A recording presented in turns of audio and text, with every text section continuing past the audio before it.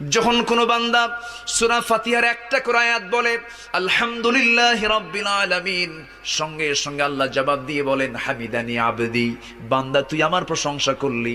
আর রহমানির রহিম যখন বলে আল্লাহ বলেন আসনা আলাইয়া আবদি। মালিক ইয়াউমিদ্দিন যখন বলে আল্লাহ বলেন মাজ্জাদানি আবদি।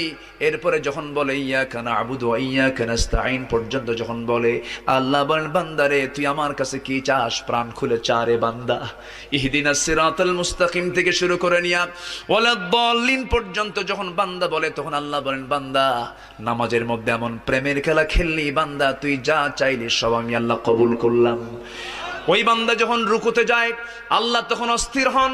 ওই বান্দা যখন সিজদায় যাওয়ার জন্য প্রস্তুতি নাই, সমস্ত ফেরেশতাকে ডাক দিয়ে বলেন ও ফেরেশতারা, এই বান্দাগুলো আমাকে দেখলো না, রাসূলকে দেখলো না, কোরআনকে দেখে হাদিসকে বিশ্বাস করে আমাকে খুশি করার জন্য তার যখন কোনো